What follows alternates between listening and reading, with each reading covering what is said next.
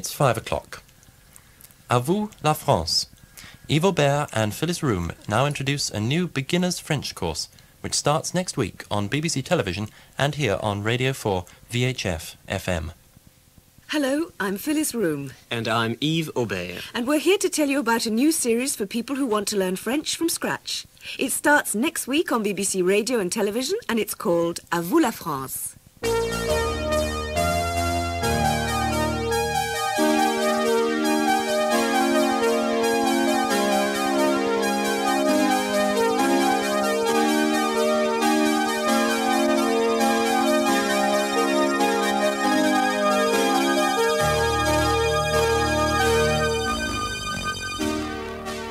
Starting in a week's time is the first program in a 15-part series for beginners in French. Phyllis and I will be steering you through the series, and today's program is to give you an idea of what to expect and what you might get out of it. And not only that, the studio is packed with guests. Brian Page is the author of the book that goes with the programs. Duncan Shields, who's been teaching using BBC materials for a good few years. And then we've got a lady who learnt to speak French from radio and television programs herself. Veronica Sparks. There's David Wilson, too, the producer of the television programmes, and Alan Wilding, producer of the radio programmes. And in Paris, Jack Starr is waiting to send us a report on some aspect of the news in France. And last, and probably the smallest, is our reporter, Nicole Church, who's been out with her tape recorder finding out what some of the British think of the French. But before any of that, we've got some sounds. The sounds of France. À 2005 ici, à 2005, 2005 Onchère, 2005, 56, 7, à 2007, 50, 2008 là-bas, 2008, 50, 2009, à 2009, 53, 1050 là-bas, 152, à 3002 ici, 3002, 50, 3002, 53.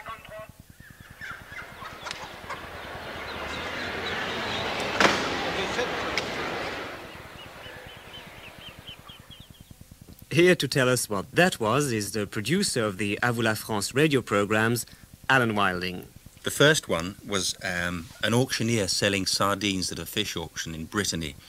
And we were recording there just luckily at the time when the boats come in. It's an amazing thing. The boats come in at 9 or 10 o'clock in the morning and they're unloaded by 11 o'clock. And then he's selling them off to the wholesalers and then they're rushed to Nantes. And by 4 o'clock in the afternoon, all the sardines are on sale in Nantes, and presumably by 8 o'clock at night, ritualistically, as the French do, they'll all have been eaten.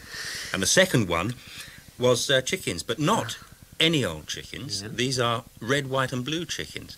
They're the famous poulet de Bresse, which are reared in the Bresse area of France, which was the other place we went to make some recordings. I see. And are people expected to learn French from those sounds? From chickens? And no, they're not. They're not expected to learn French from chickens. They're purely recordings of local colour. The actual recordings that form the basis of the programmes and the content of the programmes are French people going about their daily lives in the shops and in their homes and in the streets and at work and so on, and that forms the basis of the French you'll learn in the series. Well, that was Alan Wilding. And on the line from Nantes, we should have one of the interviewers who did some of these recordings for the series, Sarah Thomé. Are you there, Sarah? Yes, I'm here. Bonjour, hello. Hello. Now, we want to know what your job was exactly and whether it was difficult. Well, our job consisted in live dialogues. We had to meet people in the street or in shops, on markets, and to make them speak, to record them lively. And did you find it easy to make people talk clearly and slowly in the streets? No, we can't say it was easy because, you know, they have a general speed, the usual speed. They used to talk too quickly and sometimes didn't really pronounce, you know, clearly for, you know, if you think you're someone who doesn't know the language. Can you remember any moments in particular? Oh, yeah, it was really exciting.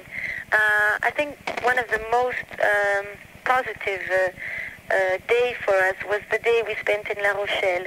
We went in La Rochelle just to move place, you know, to meet different people, and it's a small city near Nantes. And there, during the day, we discovered that a kind of party was going to be at night, because in fact it was the reception of a transatlantic race, and the trimaran which won that race was built in La Rochelle. So it just arrived in La Rochelle, and there was an incredible crowd. There was television, there was champagne everywhere. It was really very, very nice. It sounds as if you were at the right moment in the right place. Yeah, it's Sarah, fabulous. I don't want to be personal, but you've got an Italian name and an American accent, and you're teaching French now. How come? Well, I was born in Canada a long time ago, and my family is Italian, so that's for my name. And I probably got this accent during, various holidays I spent in the States. Mm-hmm. So I suppose I've got an American accent for that. Yes, and where do you teach French? I teach French in grammar schools. Uh-huh. And it sounds as though these programs are rather fun, and that, by and large, the average French person in the streets was very cooperative in the making of the programs. Oh, yes, very. They enjoyed, speaking on tape, especially when they knew it was for the BBC, They really were amazed, really happy to be recorded and thinking they'd probably be broadcasted someday. Yes, I can imagine. Well, thank you very much, Sarah. Goodbye and à bientôt. Au revoir. Au revoir. Now, Nicole Church has recently been asking British people in the streets what they think of the French. Nicole. Well, you'll probably all remember that a few months ago, the Sun newspaper had a campaign called Hop Off You Frogs. Following on from rows about lamb and apples, the paper invited readers to send in anti-French jokes and gave out Hop Off You Frogs badges. So we were treated to things like, what in France has an IQ of 180? Answer, a whole French village. And grow your own dope, plant a frog. Not that the French didn't get their own back. Well, I couldn't help wondering how many people shared the same opinion on the matter. So out I went with my recorder and I asked people, what does the word French mean to you? Greasy little Frenchman, unfortunately. Not a great deal. Not a great deal. What are frogs? Dirty, no good. Well, they're no good to us. Yes, well, like a lot of people, I like France the country and not French the people. Yes, I don't take to the French people on the whole. Slimy people, I suppose. I like the French very much. I think they're the most civilised nation in the world. Pretty varied and pretty extreme. I did discover, though, that whatever their views about the French, most people did enjoy going to France on holiday. It's much hotter than England, that I do like, and it's got nice beaches and nice food as well. I adore it, yes. Yeah, well, the bit I saw of it was obviously very beautiful, but I've been to the south of France, pre-season, which was really nice, and Paris, I loved. There are always the exceptions, of course. Take on. Worse than a West End. Isn't it? You been there? Yes. Diabolical. What did you do in France? Got the first train out. Went on the metro. What's written on your T-shirt? I love Paris. Do you? No. Why are you wearing the T-shirt then? Because it's the only one that's clean. And even the odd one who doesn't quite make it. Had a bit too much to drink on the boat. And one of my friends tried out his French phrase book and said to the customs official, "Voulez-vous coucher avec moi?" And we were straight back to England. I also asked some British people whether they associated France with anything in particular, and as you might expect... Something to do with food. Food. Snails. Thank you. Croissants. The wine. Chic women. Sort of, I think, the beaches and nice girls. Charles Aznavour's. Maria Mature. And then I started wondering about the average Briton's knowledge of the language. So I asked, do you speak any French? No, I gave up French when I scared myself looking at an O-level paper when I was very young. Yes, reasonably well. Well, having said that, no, not all that well. Oui is yes. And I don't know, no. I can't think. Little bit, enough to get by, not starve. I speak very bad French. Petit peu. But to finish on a positive note, why do the ferries still carry so many millions of tourists to France? Here's one man's view. I think that it's a country which has reduced class differences. It has a very sound idea of how you should live well and has magnificent countryside. I don't think I want any more. Nicole Church, with that report on how some of the British see the French. Another element of the À vous la France radio programmes will be an occasional report from Jacques Starr in Paris on some aspect of the news in France. I think Jack's on the line from Paris now. Hello, Jack. Are you there? I am indeed, yes. How are you? I'm very well, thank you. And what do you have for us this time? Well, this time it's a story about food, which of course is a very popular subject in France always, but a special story this time because the French magazine which deals with food and drink, called Cuisine et Vin de France, is now celebrating its 400th appearance. And to mark the event specially, it commissioned a leading firm of French opinion poll experts to find out what French people like best in their own food. And not only that, but how you as a hostess or a host should plan a dinner for all sorts of political friends, starting maybe on the far left with communist friends and going right through the scale to the right-wing diehards. So you mean I'll know what to have, how to plan my menu, if I have Margaret Thatcher or Neil Kinnock to dinner? It may give you some pointers. Let's hear it then. By a majority vote, it's clear that the favourite French meal would start with oysters and smoked salmon and continue with leg of lamb, camembert cheese and strawberry charlotte, accompanied by claret or champagne and cognac. Leg of lamb, otherwise gigot, was a clear winner in the poll, 13 percentage points ahead of coq au vin, cockerel stewed in wine, itself ahead of pepper steak. Fish, in the form of the famous sole normande, came fifth. As for individual preferences, it seems that to entertain communist followers, you serve neither vodka nor caviar, maybe because French communists claim independence from Moscow. Instead, you serve champagne as an aperitif. Then it's snails, followed by bœuf bourguignon, beef stewed in wine, camembert or roquefort cheese, and a kind of flaky pastry dessert called millefeuille. Socialists like coq au vin. Members of the centre-right UDF party favour fish scallops and asparagus, then pepper steak. The right-wing Gaullist troops prefer turbot with a thick sauce or duck as a main course.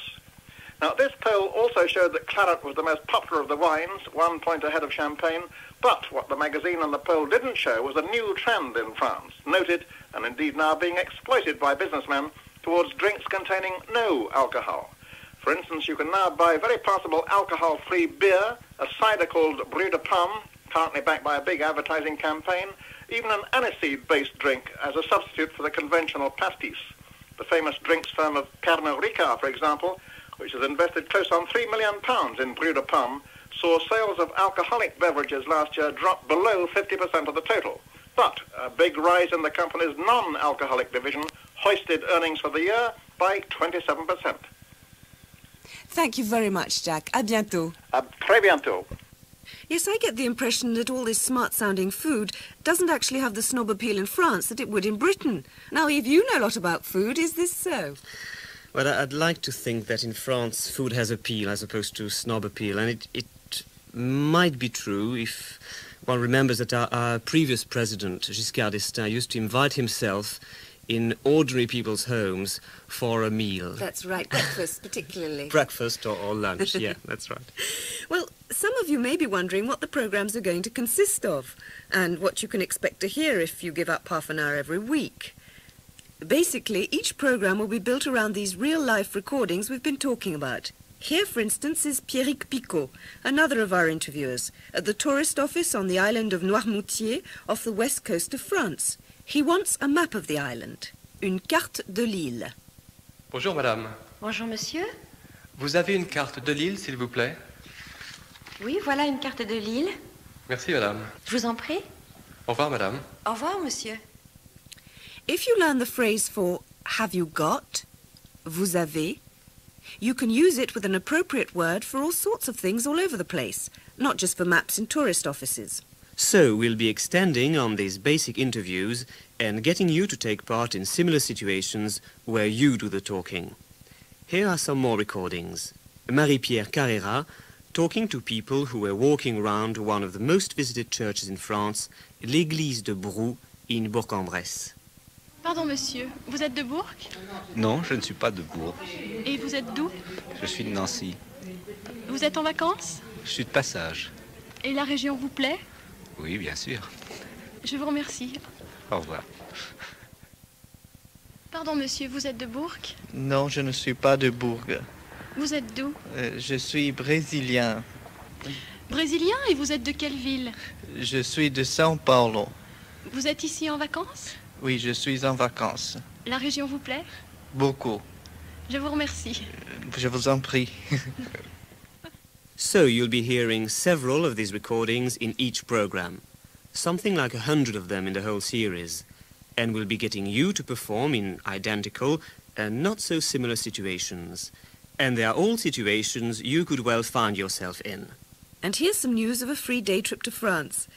We'd like to take a couple of listeners to France for the day, sometime before Christmas, and we'll record you in some of these situations we've been talking about to see if they work. Details at the end of the programme. Now, Brian Page, you wrote the À vous la France book. Yes, I did. And what's in the book? Well, the core of the book are the dialogues that we've just been hearing examples of, all the dialogues that appear on television and are used in the radio. And then there are the bits of the essential language that need to be learnt or taken from those dialogues and explanations given of them, and they're illustrated. And then there's a whole lot of key words that you are to learn, the words that we feel are the most important ones. In the book altogether, there are about 750. And then there are notes. There are notes about the language, and there are notes about French life and customs and all that, because learning a language isn't just learning a language, it's also learning about a people and learning about a way they live. Yes, of course. Then there are exercises which give you a chance to make sure that you've learned all the stuff that we're asking you to learn. And there's a documentary section where you can practice reading. And then right at the beginning, of course, there is a user's guide which tells you how to use the whole thing. Are there any sort of guiding principles that you adopted as you wrote the book? Oh, yes, there are several. I think the first one is that the learning should be enjoyable. That doesn't mean being trivial, but that people should enjoy learning. And then the second one, I think, was that the French that should be learnt shouldn't only be a matter of transactions, but also a matter of talking and get to people and getting to know people. That the French shouldn't be just a matter of always being waiters and shopkeepers, but that we should be able to talk to them about family life and about jobs and about likes and dislikes and so forth, so that perhaps we can correct some of those dreadfully wrong impressions that people earlier in the programme were showing. And then also there's information about the language and the life and the people, because all the language and the culture is intertwined. And then finally, I suppose, in the end, that people should have a working knowledge of the language so that they can get around, get the necessities of life, like food and drink and shelter, and talk to people and really get into France and the French people. British people aren't supposed to be very au fait with grammar. How do you cope with that? Well, grammar is always a thorny problem, and people get terribly worried about it. Some learners like to have a bit of grammar because they feel safe with this sort of framework, and for them there is plenty of grammar to learn. But for those who feel worried about grammar, we have made it so that they don't need to learn a lot. There is a basic minimum that one has to get hold of, but you don't have to worry about grammar too much. The important thing is to get the message over, and you can get the message over without necessarily getting the grammar completely formally correct all the time. Would you describe the book as a useful adjunct or as vital? Oh, it's a vital component, of course. But yes, I think it is, because you see the television programmes and you hear the radio programmes, but you need a record of what's going on, and you need all the exercises and all the extra information in order to work on them in between times. It is a reference book as well as an aid to learning. Thanks very much, Brian. Let's turn to David Wilson now. David, you're the producer of the television programmes. Can you tell us about them? Well, basically they cover the same language as radio, but in different situations with different people and different locations. So it gives radio listeners a chance to revise or prepare with a completely different set of material. Are they exact parallels of the radio programmes? In as much as we follow the same language, the same basic language, yes. like radio, most of the teaching is based on scenes that we filmed in shops, restaurants, cafes, in the streets, ordinary people buying things, asking directions. We've also in television got some Vox Pops surveys that we did in the streets of Grenoble, asking people one or two simple questions about a variety of things. And those are designed to show the sort of language that you might want to use in conversation with someone in France. And then finally in each programme we've got a short film report, a sort of mini documentary about an aspect of local life, and that's all in French with English subtitles. And where did you film the programmes? Well, the first 10 programmes we filmed in the city of Grenoble in the French Alps. It's a lively modern city, big university, most important cultural centre in France outside Paris, and of course there's wonderful mountain scenery all around it. For the last 5 programmes we went south to the small town of Pézenas in the Languedoc. It's a lovely old town near the Mediterranean coast, and it's in the middle of the biggest wine-producing area in France. And one of the features of going south was being able to hear the accent of the south, which of course is very important for anybody who's thinking of travelling anywhere south of Bordeaux. Mm-hmm. Can you tell us something about these documentaries? Well, the documentaries, we try to cover as wide a variety of aspects of local life in these documentaries as we could. In Grenoble, we had a look at the World Bull Championships. We followed a day in the life of a nuclear physicist. We filmed a shepherd up in the mountains, and we visited one of the most famous restaurants in France, just outside Lyon. And in the south, we couldn't avoid filming the wine harvest.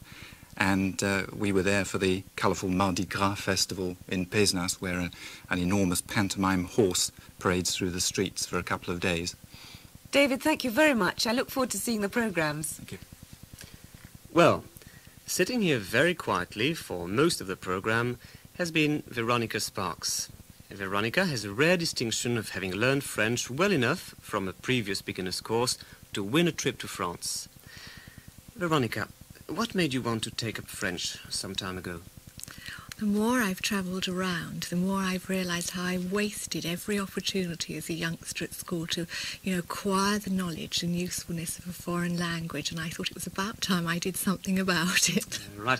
And how did you go about it? Well, I joined a class, first of all, which wasn't actually related to the course I was listening to, and then was made aware that at the same time there was covering on the radio and the television. I see. And was it fun learning? Oh, great fun, because as opposed to being at school where you were in a class full of students, children who hated it or were enforced in the situation, everybody who was at the evening class wanted to be there. And they were all mixed ages and backgrounds, so that made the whole situation great fun. And what was the hardest aspect of learning French as an adult? Oh, the grammar, as has been said before. But I think I opted out of concentrating on that because it defeated me, and I never think what tense I'm speaking in English. Right. And for me, it didn't matter as long as I could cope with the vocabulary. That was all I wanted to learn, and it was tremendous. And you just naturally learn the grammar without being aware of it. And what tips would you give someone about to undertake learning a language?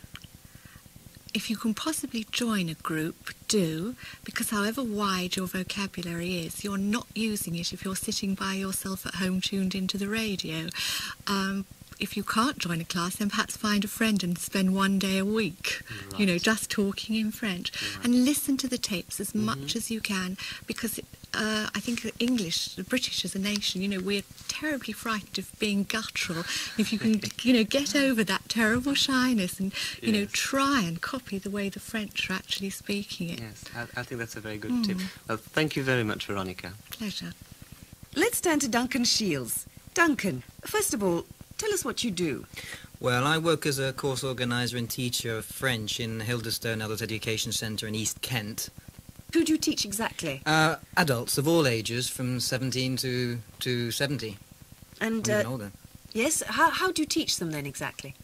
Well, We have used the BBC courses, but of course the BBC courses are generally designed for self-study, so we exploit the materials in a way that suits us and our students. But generally speaking, our idea is to give the students the greatest opportunity for practice and talking to each other, as well as hearing the materials the BBC produces. If you could give us 3 tips about how to learn a language, what would they be? Well, I'd first like to endorse what Veronica said earlier. Language is about people and contact with people, and learning a language is far more satisfying with others in a group than trying to work alone. It's very natural to learn a language alone. So my first tip would be to join some kind of class, at your local adult education centre probably. Also to try and get the second one would to try and get contact with the language itself. Now the BBC is putting out a lot of materials which I suggest you listen to almost slavishly, and if possible try and get to France fairly early on. And thirdly, most of all, there's the most common misconception amongst adults is that somehow they've missed the boat in language learning. That is simply not the case. Apart from in pronunciation, adults in fact pick up on the conceptual side of language very, very quickly, much more quickly than children in fact. That's very encouraging. What about 3 tips to teachers who are going to teach with a new course? I would think the most important thing, first of all, is that to remember that you're serving your students, you're creating conditions for them to learn. So don't dominate your classes too much. Give them plenty of opportunities to practice amongst themselves. The second tip is, I think, be aware that it's the social side of the class. The group is interested in each other, not only you. And I think opportunities for them to get to know each other will make the class more enjoyable. And the third tip, I would think, is correction, that delicate problem of trying not to interrupt someone when they're trying to say something they feel strongly, thereby discouraging them. I think correction is something to be dealt with later in a class, not at the moment people are actually speaking. And for teachers too, I really would like to underline the fact that teachers should remember that they are not there to talk. It's up to the learners to talk, and to give lots of opportunities for learners to get on with it themselves. There is a book of teachers' notes which is full of suggestions for pair and group work, for example, and that is invaluable for teachers. Yes, well, anything to add to that, Veronica? Yes, I think basically if you have to give in written homework, don't get depressed if it comes back with lots of crossings out on because your spelling is wrong. Because basically you're just trying to communicate, not worry whether you're going to pass an exam or an O-level at the end of it. Very reassuring. Well, there we are. À Vous la France starts next week on Radio 4 VHF and on BBC One and BBC Two television. All the details are in Radio Times. It carries on for 15 weeks with a break at Christmas between programmes 10 and 11. There's the book, which costs £5.25, and if you want to splash out, there's also records and cassettes. They contain pronunciation practice, listening practice and exercises. And it all begins next week. Now, if you'd like to send in your name and address for a possible day trip to France at Christmas to try out what you've learnt, and you must be a beginner or virtual beginner, here is the address. À Vous la France, BBC, London, W1A 1AA. And we'd like your name, address, age, and telephone number if you have one. Your letter should reach us no later than Friday, October the 12th. Well, that's it. And from everyone here, David, Brian, Veronica, Duncan, Nicole, and the rest of us, goodbye. And if you do decide to join us next week, it enables me to say à la semaine prochaine. Yves Aubert and Phyllis Room presented that foretaste to À Vous la France. The producers were Nicole Church and Alan Wilding.